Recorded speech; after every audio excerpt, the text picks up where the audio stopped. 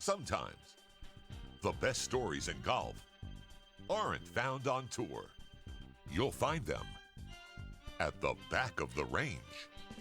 And here's your host, Ben Adelberg.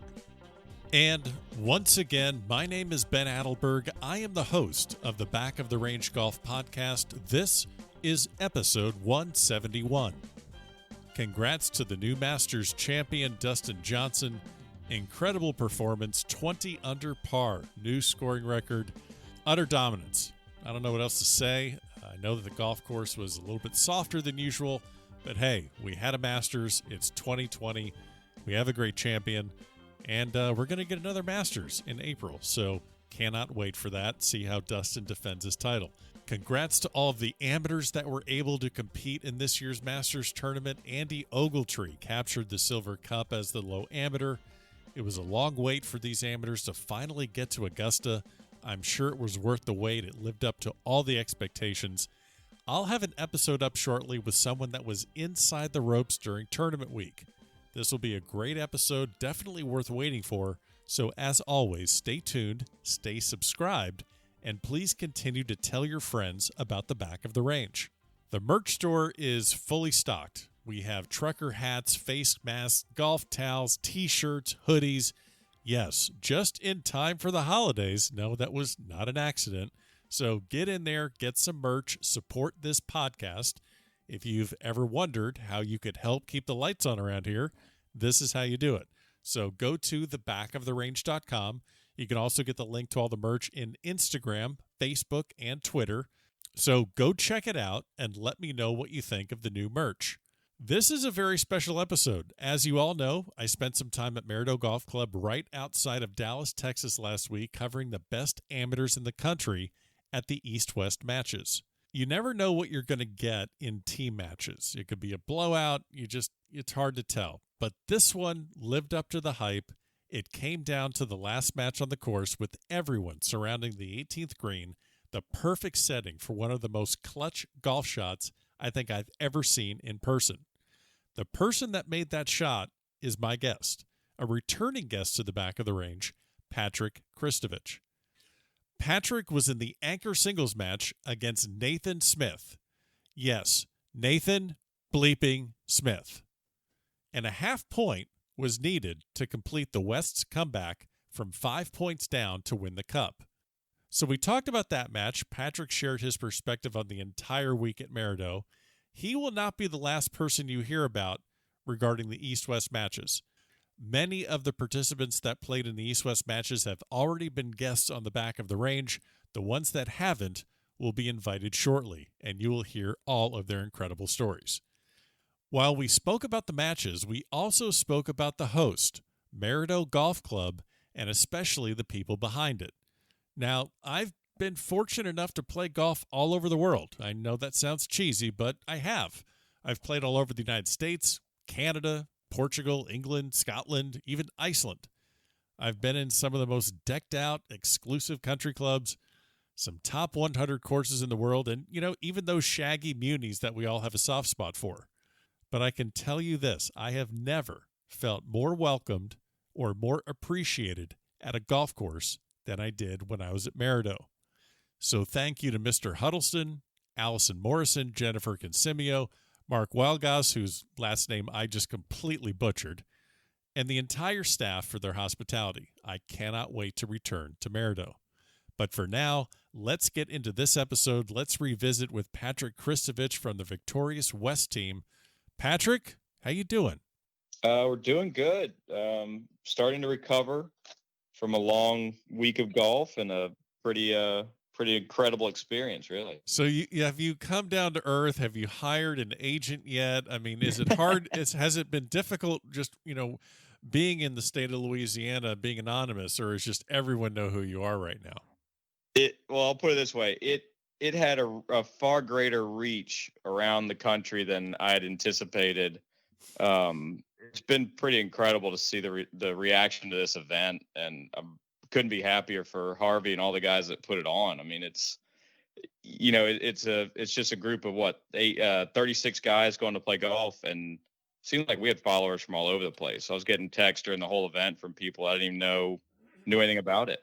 It was really cool. It had a great reach. So Yeah, I think that's a good thing. yeah, oh, absolutely. Well, I wanted to make sure we touch base and talked about this incredible event. And the event we're talking about is the East-West matches, which some people know the history of it, some people don't. But this is an event. This was the inaugural that was really about 20 years in the making. It took about 20 years for this to get off the ground. I think the original playing of it was scheduled, and it was interrupted due to 9/11. So we're obviously looking at 20 years. Wow. So we're talking about Scott Harvey, a former U.S. mid amateur champion out of North Carolina. That was he really did spearhead this event and get it off the ground. When did you actually hear the rumblings about the East-West matches and that it actually would become a reality? I mean, like you said, we've been hearing rumblings about it for a long time, and I think there's been a lot of player support, but it's just a very difficult thing to start a golf tournament. And then I want to say late last year, I heard from Skip Berkmeyer that this was in the works and that it might happen. And then I talked to Harvey a little bit, and at that point, I had no idea if I was going to make the team. I knew I was on the outside looking in, so it gave me a little jolt, try to motivate me to start playing better and try to make sure I could make the team, because I didn't want to be left out, especially the first one. Right. It's something that, I was fortunate enough to make a couple of the concession cup teams, and that was incredible experience for me. I'd never played in a team atmosphere like that. But this is to be able to play against the guys that I play with all the time. It's cool in concession because we were playing Great Britain, Ireland, and some really good players from over there. We didn't know them, but now I get to play against, Duraney and Todd Mitchell and Michael Muir and Nathan Smith and all these guys that I play against in regular events. And now we're on other sides. That was really special to me. And I thought that added a whole new deal to the team concept. That was the best part about it. Yeah, and we're going to jump all around because I have so many questions. Because one of my things that I was really thinking about is coming into this, as you said, there's 36 guys. You all kind of know each other. It's at the end of a very challenging golf season. COVID 2020 tournaments being canceled. A very, very challenging year. And I was curious, was this going to have the feel of a kind of a mid-am, senior-am buddy reunion, or is this going to be vicious? Are there going to be some grudge matches that are rekindled? And I've talked to a couple of the players, but I'm curious, from your perspective, what were your thoughts coming into it? Were you uncertain about what it was going to feel like? A little bit. I always had a concern that it would become just buddy and buddy, and right. People may not be as enthusiastic about winning their matches if it was a blowout, especially. But as I got into it after the first practice round day, and we're starting to see everybody show up, and you're putting on, you got all your shirts lined out and the bags, and the presentation walking into the club was amazing with all the bags lined up and everything.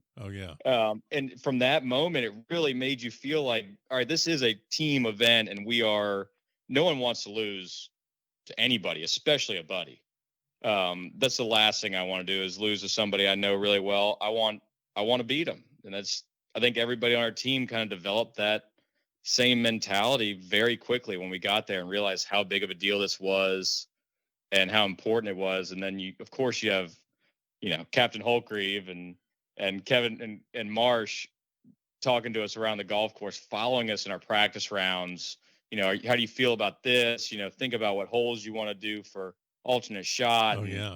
And you're just like, wow, this is, the intensity kind of built up as you went.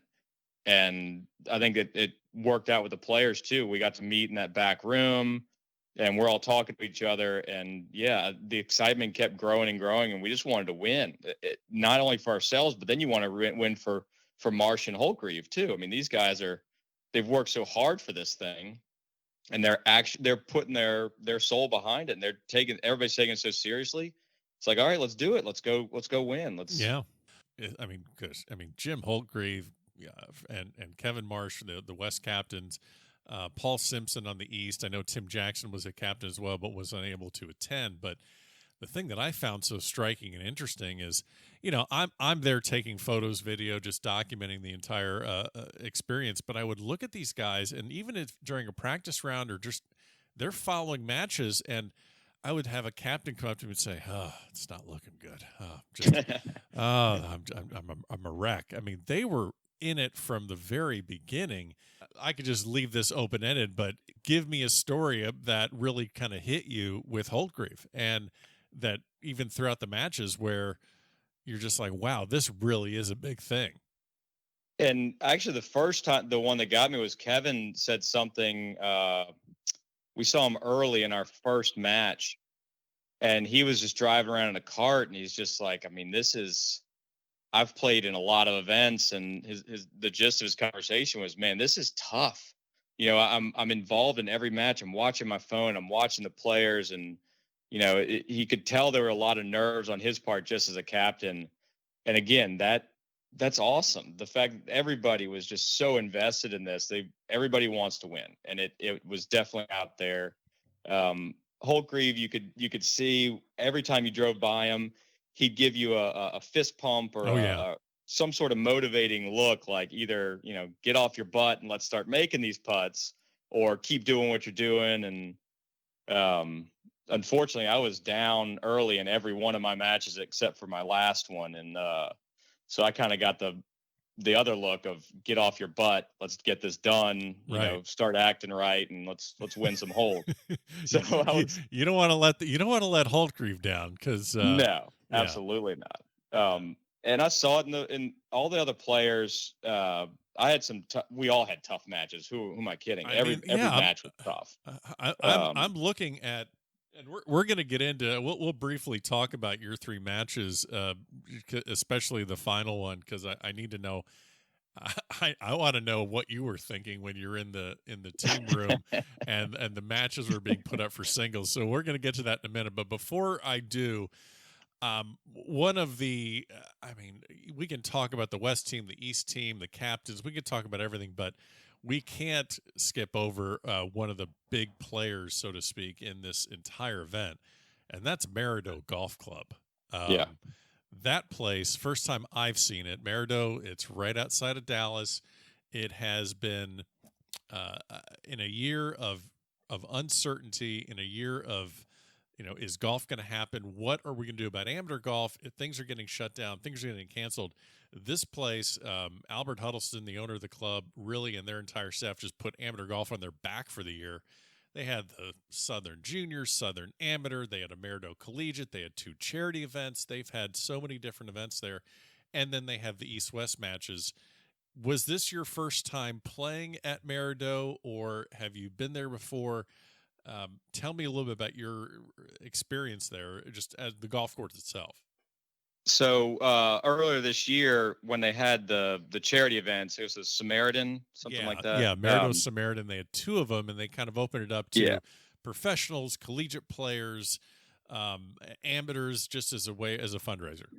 Yeah, and I'm on the board of the Southern Golf Association, and so is a member down there, Rob Couture. Yeah. And Rob called me and he said, hey, do you want to come play in one of these charity events, get a look at the course before the Southern?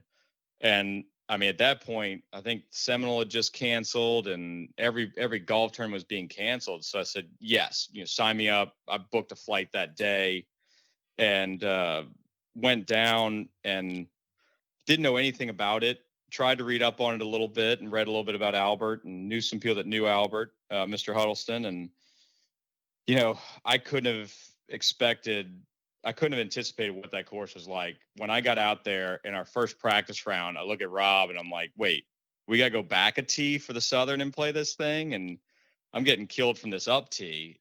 It is a hard golf course. It's fair. There's nothing silly about it. It's all right in front of you, which is what I love about it. There's nothing tricked up about it. It's just a difficult golf course was made, and it was executed, from my understanding, to the way he wanted it, and it plays that way. It's awesome. You have to hit. You never get a break. There's not a single hole where you're like, okay, good, I got an easy birdie here. Right. It's just you got to hit a good tee shot, you got to hit a better second shot, and you got to hit a great putt if you want to make birdie. Otherwise, you're looking at 5-6 feet for par if you're lucky. Yeah, I Um, saw a lot of. I mean, I saw a lot of pin placements there that I was just thinking to myself, all right, I think I see how you can make par, yeah. but it's in no way are you even trying to get close to a pin. Like it is not designed. It's not designed to go after pins. It's not designed to throw darts. It's designed to play to the middle of the green. And if you can somehow snake in a 20-footer, great. Go to the next hole. You made birdie. But Yeah. I saw a lot of that and so many short-sighted. I saw so many players short-sighted. And players, when I described the course when I got home from this event, people were like, well, why would you want to play a course like that? I said, that's the type of course I'd love to play. Yeah. It's for the reason it's not tricked out.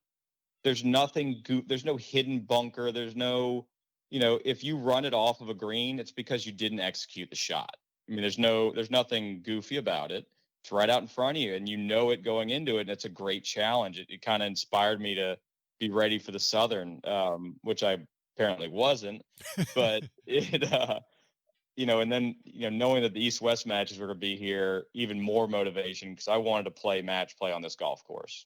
It is what an amazing match play golf course. No hole is ever over.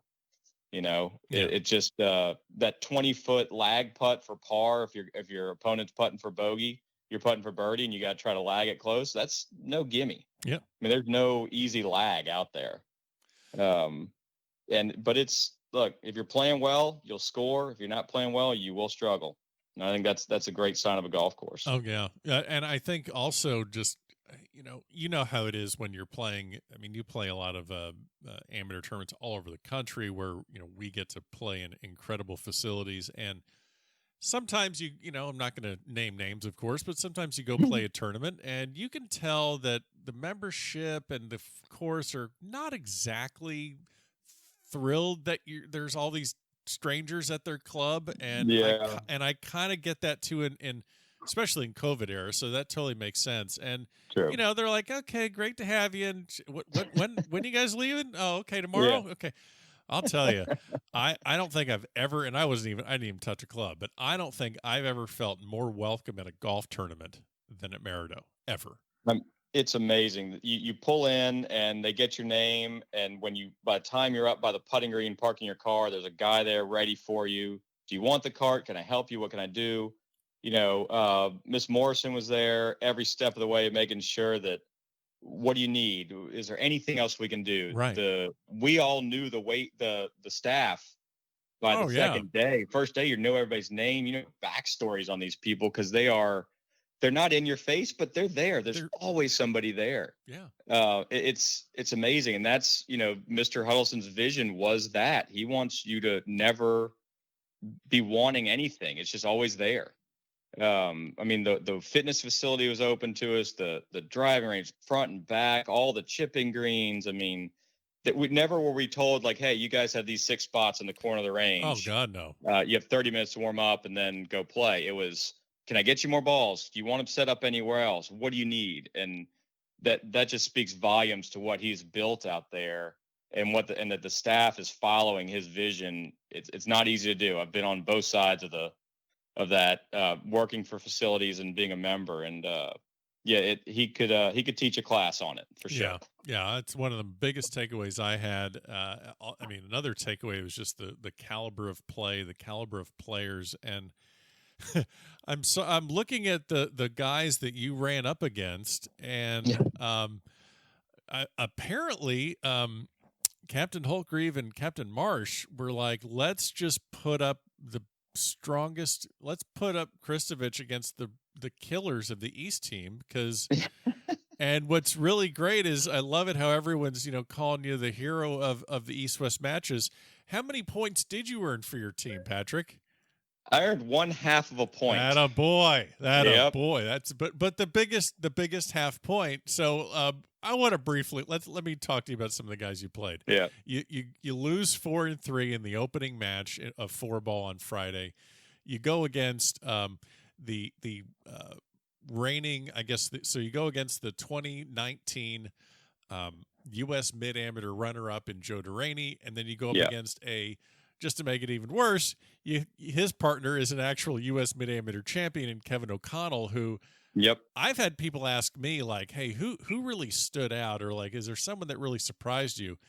And Kevin O'Connell, I've had him on the podcast, kind of a quiet guy, got to know him a little bit more.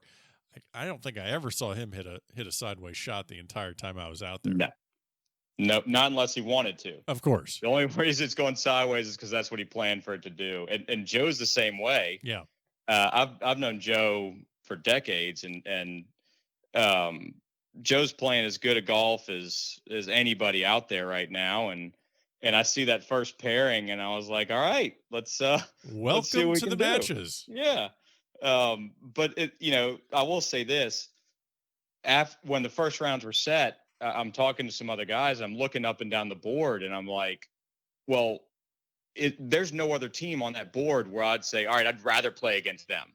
Yeah. Because every single match on both sides were just two guys. You just like, oh gosh, how are we going to beat them? And, I'm up for the challenge. I'm not going to sit down to anybody, but it was, that was a tough opening match, and they both played great. And it was fun to watch. I mean, two different styles of golf with Thunder Joe just hitting the ball as far as he can every chance he gets, and taking lines that you didn't think existed and making them work.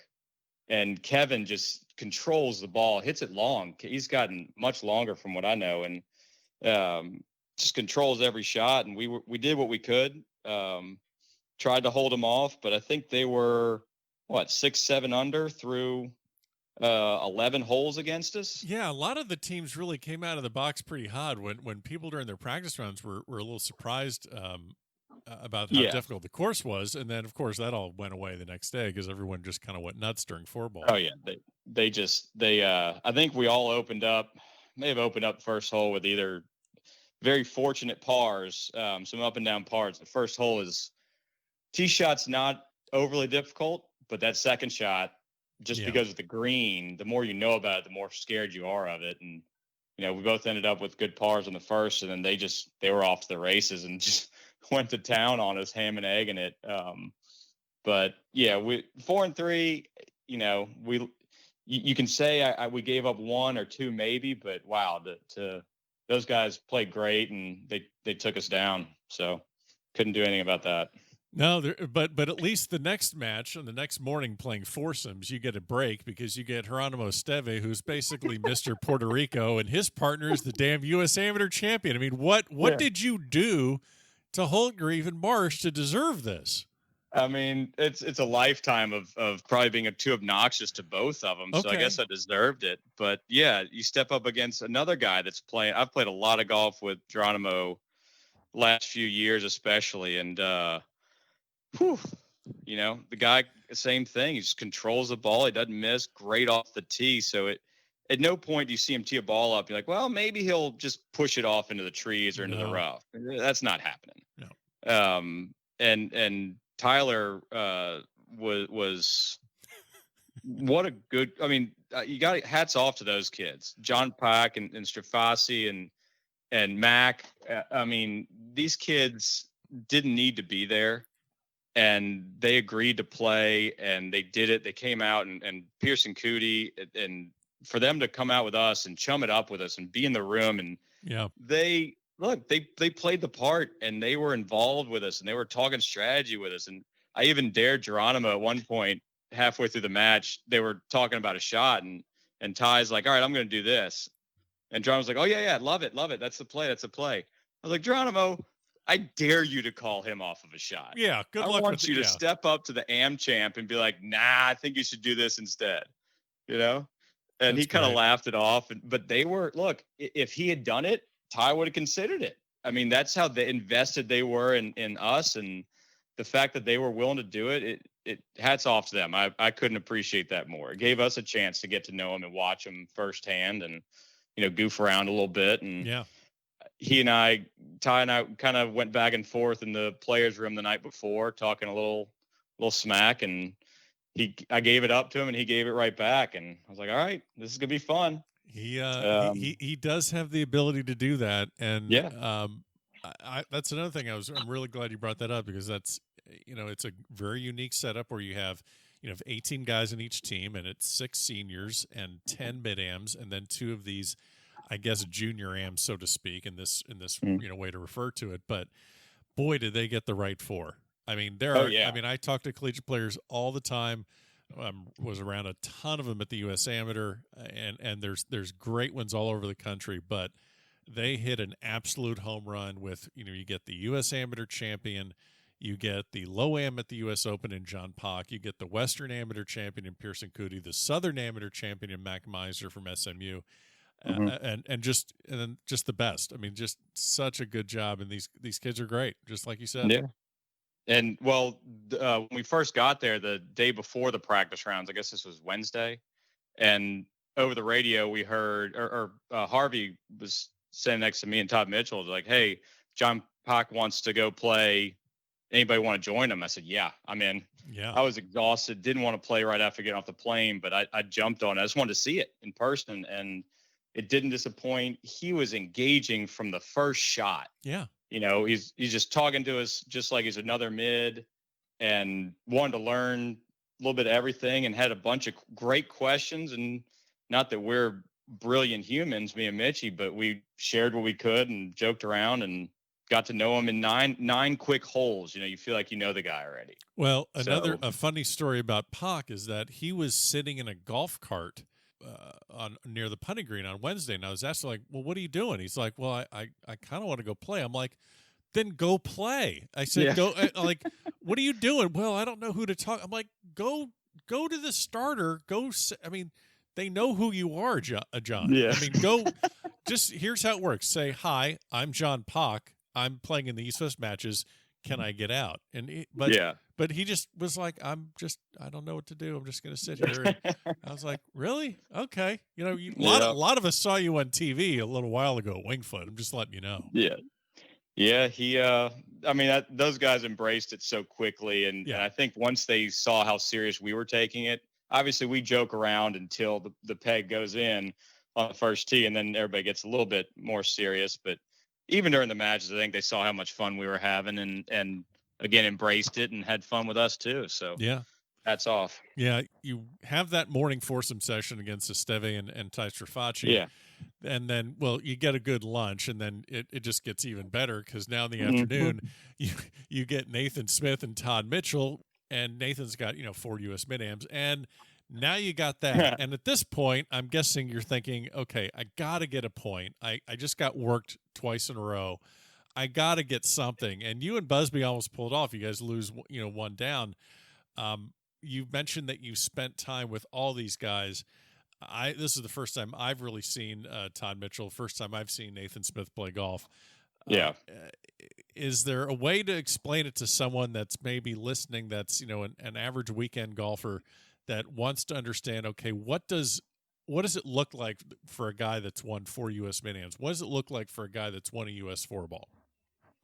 Well, it, I've played with these guys for, 10 years now? I don't even know. I met Mitchell at the U.S. Mid-Am in Chicago. We played a practice round together and have been friends ever since. And I know he's a great ball striker, and he's got great experience. He and Harvey won it at Bandon Dunes, and Nathan's been on, it seems like, every Walker Cup since it started. And I've never gotten to play Nathan in match play, but I've played a lot of stroke play with him. And it's, we knew we were up against it again, fighting uphill the whole way. And those guys they don't miss shots. They're just everybody's that good. At no point do you think a guy's like going to flub a chip or leave it short or do something crazy. It looked like you'd expect it to look. Fairway, green, every putt looks like it's running in the hole. You have to step up and hit shots. If you don't, you're putting your team in jeopardy. And being alternate shot, there's that much more pressure to it. Those guys are both pretty long and both great off the tee. So we were usually feeling like we had to put a lot more pressure on ourselves, hit fairways and hit better shots. And Busby and I, we've played a lot of golf together over the years. I know he's playing great, as good as anybody in the Mid-Am game right now. So I was fortunate to have him with me. And I think we had one little hiccup, and then I missed 2 putts coming down the stretch. We put ourselves in good position to have the match, and unfortunately, hit it a little bit too hard on 18, lipped out, and we lose. So Damn. that was a tough one to swallow. So I'll be honest, heading into the team room that night, I was a little down. Yeah. It's hard to, you hate missing putts on back-to-back holes that could have won or tied the match and given points to your team, knowing we were already kind of down.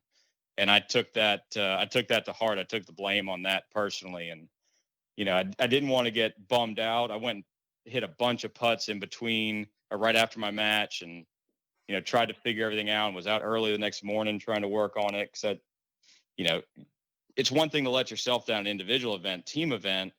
You got to keep pushing. I didn't want to let people down twice or 3 times at that point. Sure. So No, definitely had some added motivation. Yeah. I can't imagine what that's like, just to really grind out the entire match and then fall short. And you mentioned you went and started working on it.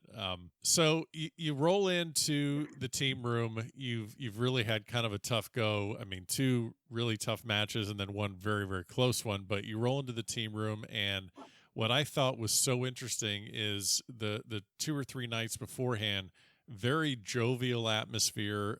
We had some really special guests that popped in. Mr. Pearson's grandfather was there. I mean, how cool is it? You have a Masters champion in the room, and so many other dignitaries and just people stopping by wanting to be a part of it. And we're having we're having food, we're having drinks, everyone's joking around. And man, Saturday night, it was just very tense and very quiet in that room. Before and during the singles matches were being set up, and we're watching the names go up, and the matches are taking shape, and you have Hagestad going against Kevin O'Connell, and you have all these great different matches coming up, and there's Nathan Smith off to the side with just sitting at a table by himself, or one of those high top tables, and a lot of names are going on the board, and it's really starting to look like that. Well, Nathan's going to be the anchor for the East, and they had a 5-point lead at the time. And what were you kind of thinking about? Did you know that you were going to be the anchor, or were you just kind of in your own world thinking about the previous match? What were your thoughts maybe those 5 or 10 minutes when things were kind of playing out? Well, I didn't think I'd get to go early. I mean, granted, I wasn't playing horribly. I don't think anybody played really horribly the whole week, but I knew that if I got put up, I knew we had to front load to get as many points as we can early. If you're down 5 points, you got to get anchor match doesn't mean anything if you don't win early. So sure.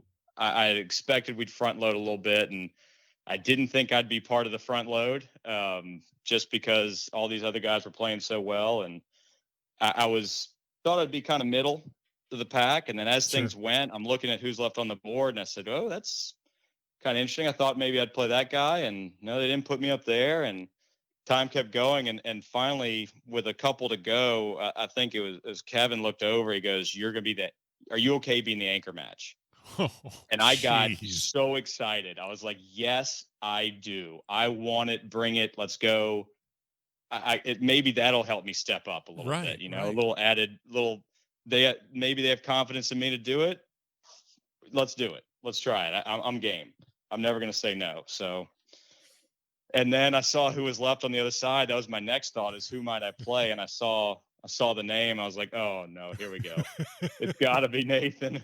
I mean, it could have been anybody in that thing, but Ben was playing great too, and he played Couture in our foursome. Yeah, and I love that I had Rob Couture in the cart with me. Rob and I have played that course 10 times together this year, and I think we feed well off each other. Having him there to help tell me if I'm doing the right thing or not is always helpful. So and then the names got called, and that was it. I got a little excited. I think I got a little loud. but that's you know, okay. That's okay. somebody even looked at me and said, "You're the only one making noise." I said, "Well, whatever. I'm the anchor man." We got. So I will say this: earlier in the thing, it was the night. Yeah, it was before the draw in that dinner, and I came up to Holgrave and I said, "Look, I know I haven't won yet, but I promise you, I'm grinding. I don't want to let you down. I'm not gonna give up. I never have, never will. That's just the way I am. If I don't win a match, that means I didn't win, but I'm not going to quit."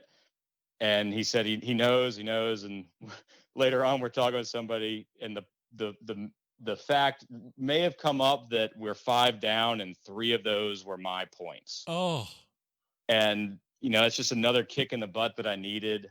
And even though I knew it and I saw the numbers, it just hearing it out loud really sunk in a little bit more. And just whatever motivation it takes. And that actually helped. I needed to be kicked in the butt a little bit. well, So I'm looking at the scores, and you mentioned the front loading. What was really interesting is, you guys won the first 2 matches. Nursky took down Histeve, and Busby took down Harvey. But then the East rolled off 4 victories in a row. yeah, And that's really when the entire West team really came alive and won all these matches. I mean, basically won. Oh gosh, let's see. So, I mean, they won 9 out of 10 matches, and the other one they didn't win was a half. So you got 9.5 points out of 10. That was really where the tide was turned. I'm not gonna walk you through the entire match with Nathan. It really looked like he came out to a really strong lead. You were 3 up after 5, then he kind of chipped back over the last 6 holes, and then basically you guys were even for the entire back 9, so to speak. Nobody really was more than 1 up the entire back 9, actually, since the 7th hole. But really, what this shot you hit on 18, really just how perfect were these matches to end, not only on the last day, but really all 3 days. The matches pretty much ended either on the 17th or the 18th hole, which you can't script that any better. No. But you guys you're even at the 18th hole, and the matches are basically, I think the West is secured a half, but you have to get a half point. You have to tie Nathan Smith on the 18th hole at Maridoe to bring the cup to the West side for the inaugural matches. How aware were you of that fact, or were you just focused on your own match? So early on, we really didn't hear much news. There weren't many people following our match. We got to, I want to say 16, and I looked around and didn't see anybody on 15 green. No one was out following us. And typically at that point, a lot of carts were out following matches on 15. And day 1 or day 2, I'm out on 15 watching Harvey's match. And I look next to me, and there's Charles Cootie, Masters champion, standing next to me talking golf with me. And I thought, this is amazing. Yeah. How great is this? So I look around, and we finished 15th hole, and I look at Rob Couture, and I was like, this thing may be over right now. If no one's out here watching us, this means this match that may not mean anything. We were down 5. This thing may be already over. And Rob's like, yeah, don't know. Let's just keep going. And obviously I don't want to lose. I don't want to have a 0 points total for a tournament. Right. So I was definitely motivated to play. Nathan certainly doesn't seem like he ever wants to lose either. So we kept going, had a little trouble on 16. And I could kind of see out in the distance all the carts behind 18 green. I was like, well, that's interesting. Okay, so maybe something is going on, or maybe they're just celebrating. And I thought, well, surely they're going to come out and watch. No one's going to leave a man by themselves. So those guys are come out and watch on 17. So they start showing up when we get to 17T. We're all square, and more carts show up. I'm like, okay, well, motivation. So we both hit the green, and I come off the green, and I see our guys high-fiving each other a little bit. And I looked at Rob. I said, Rob, you see that? I think something's happening. Like, something's going on. We might have clinched this thing. And I asked the guys, and Skip said, do you want to know exactly what's going on? I said, yes, I need to know before I hit this button. He said, we can't lose. If you win your match or have your match, we win the cup. If you lose your match, we tie the cup. And I was like, okay, that's good to know. Adrenaline just starts going straight through me. Nathan and I both hit really good putts on 17, made pars, and step up on the 18 tee box, which is not a gimme tee shot by any stretch. Nathan hits in the fairway. I hit mine as well as I could, and it bounces through the fairway. I think I was the only one that knew it. And I look over at Holtgreave, and Holtgreave is so pumped up at this point. He's jumping up and down, screaming and cheering, and he's so excited to see this thing come down to the last hole, and everybody's racing their carts down the fairway, and it was a great scene. And I get there, my ball is gone through the fairway into the rough, and you can just kind of make out some dimples through the rough. It's sitting down, and we had a great caddy, and I brought Rob over to look at it, and the caddy looked at it, and the caddy's like, you just got to lay this thing out 50, 60 yards short of the green and get up and down for par. Like you can't go for this pin from that lie. Right. There are bunkers out there in the fairway. If I end up in those bunkers, it's not the shot you want. So I was like, all right, I agree. Like if I get lucky and this pops out, it may chase up, but whatever. I got to aim way right and hit it. And I mean, it came out as clean as it could. It almost like it wasn't even in the rough. Hit it 50 yards too far. Yeah. Just because I was swinging hard at it to get it out, period. And I end up almost pin high right, which is the last place you want to be. Nathan hit it front edge, hit a great second shot, and had about 30 feet up the ridge. And I'm driving, and so you mentioned the carts, and by the way, one person we cannot overlook is the reason that people were not following your match is because they were following the Brady Exper Steve Harwell match. That's what everyone was following, and Brady Exper got up and down for par on 18, which was incredible. I was there for that, and he secured a full point for the West. So that's where everyone was before they came to your match. But speaking of that second shot you hit, so I was right there as you hit that second shot, raced down in my cart and drove right past your ball, looked right at that lie, and the shot you're going to describe the shot you hit to this pin that was really cut very short on the right side. But correct me if I'm wrong, that lie, did you basically were you kind of half in the rough, half in the fairway? How kind of crazy was that lie, and how different it could have been if it was maybe 3 inches either way? I mean, it was 2 inches for me having to putt it, really, because it was in that tufty, right, kind of splotchy Bermuda, and it rolled just past or over a clump, right, and so I had a clean grass behind the ball. It was almost sitting up. I mean, it really was kind of sitting up. If it had been in the fairway, about 6 inches to the left, right, it would have been much tighter. But yeah, it for the shot I had to hit, I couldn't have asked for a better lie. Right. Not too fluffy, but just a little. I mean, you can't explain cushion, it. Just a little cushion. A little cushion, yep, exactly. Yep. No, but I made sure I drove right past that. I looked at him like, yeah. I was like, wait a minute, that might actually work. So yeah. I will let you. So you get up there, and now at this point, all of Maridoe is behind the green. Both teams are there. Everyone's there. This is really the shot. You know what you have to do, and I'll let you take it from there. How do you approach the shot? I mean, I don't like being from the South, playing Bermuda my whole life, and our greens at New Orleans Country Club are all elevated. I don't bump and run. I don't putt from off the greens in Bermuda because it's always so grainy. I don't trust it. I'm not good at it. I'll try it up north and at certain places, and you get me in Bermuda, and all I could see on that slope was a big dark green patch into the grain Bermuda where I would have to land it if I tried to bump it, which I would have never done anyway. I just don't have the shot. So the only thing I know how to do is to go up with it. And I hit, for some reason I was hitting that shot a lot on the practice greens because, you have to do it out here. And the funniest thing that I heard was as I pulled a club out, I just pulled out my 58 and Rob was driving the cart.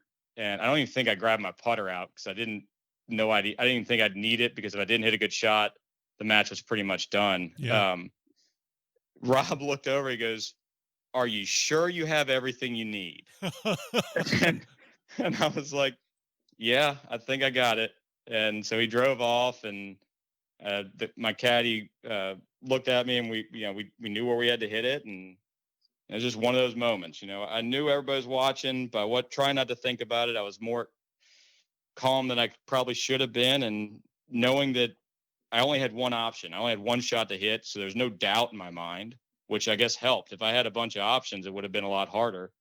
So yeah, one of those things came off the club the right way. I could hear some noise behind me, and it landed and checked and rolled. And I'll say this, Nathan is a great man, because it was questionable whether it should be a gimme or not. And he walked up, he looked at it and said, pick it up. That's good. And that shows a lot about who Nathan is, as a person, as a player, as a competitor. And so then my hand started to shake a little bit, and I pulled Jim over, and I was like, all right, remind me, do some math with me, because I'm out of it right now. Right. What has to happen here? Can I give Nathan, after Nathan makes his putt, what are we going to do? And so he laid it down for me, and Nathan hit a good putt, but it was so steep uphill and windy and didn't go in, so I conceded that, and that was it.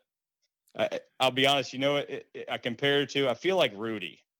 I show up at the last second, get a quick sack. It had nothing to do with the national championship game, but I'm getting all the credit for it, and they make a movie out of it. I got a half a point. I hit one really good shot, played a good match, and hats really go off to those guys that dominated earlier in that day, that won points.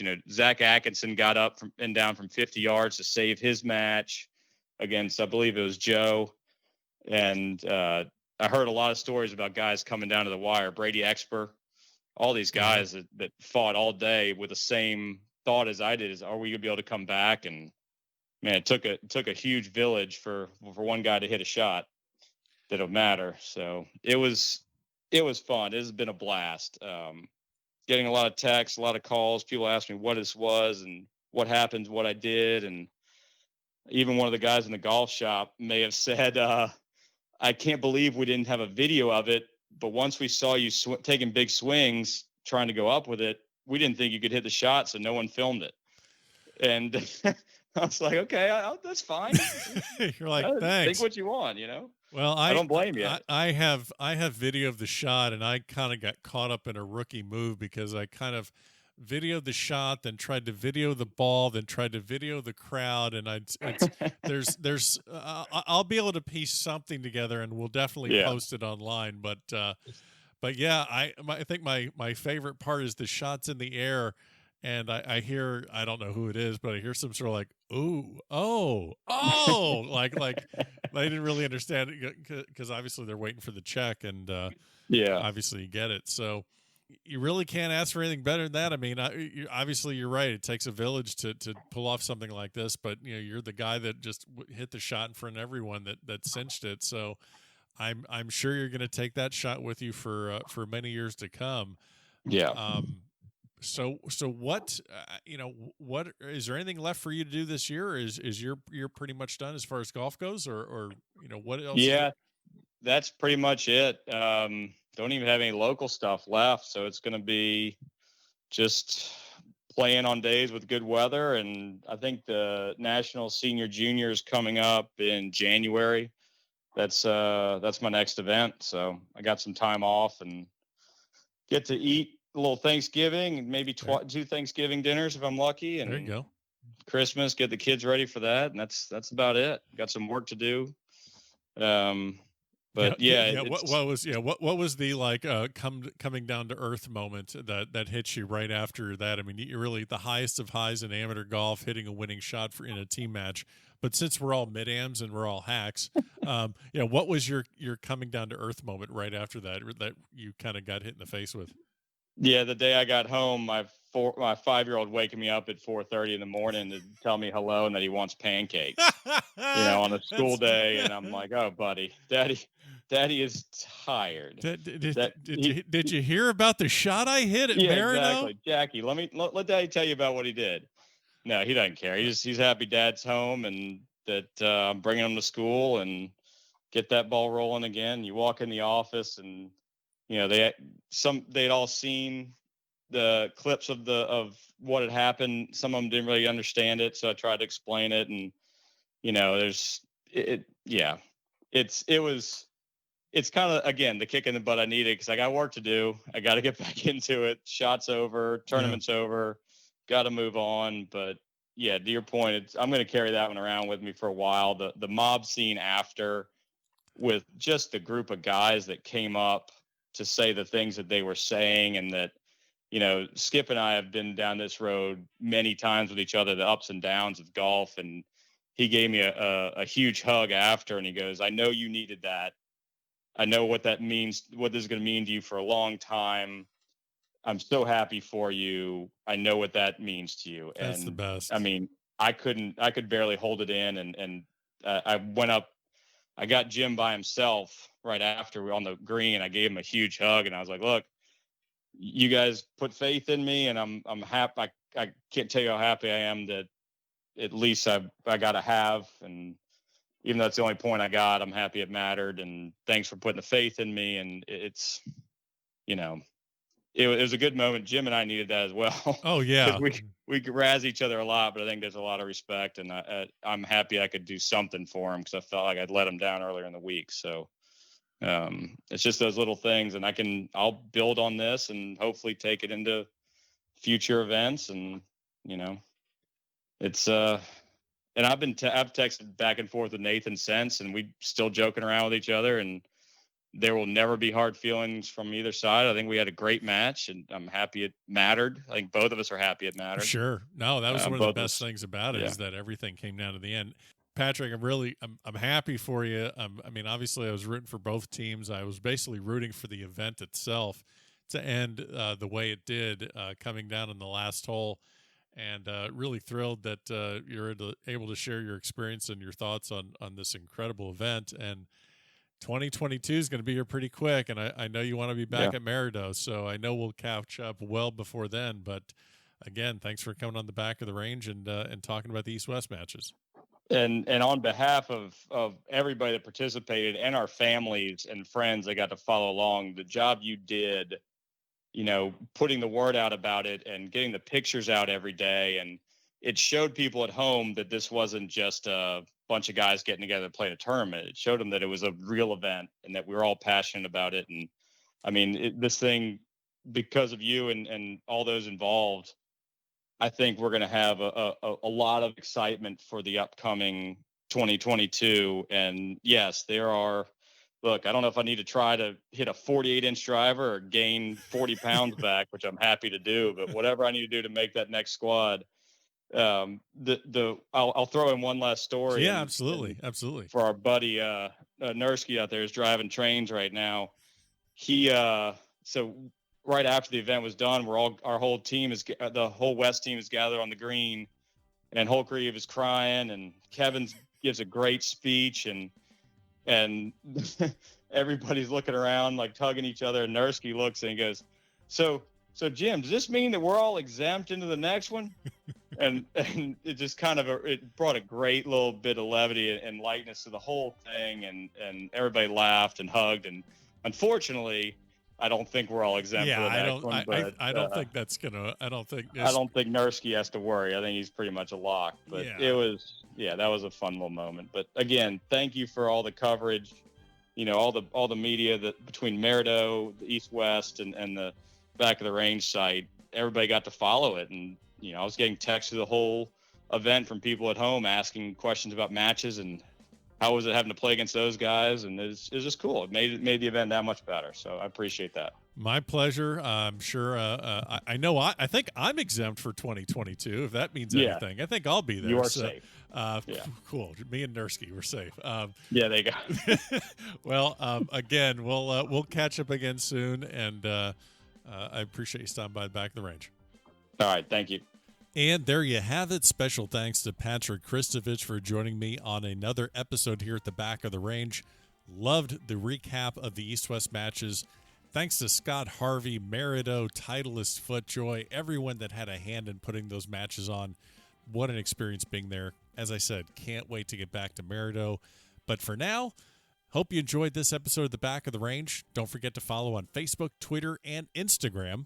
Have a great week, and we'll see you again next time here at The Back of the Range.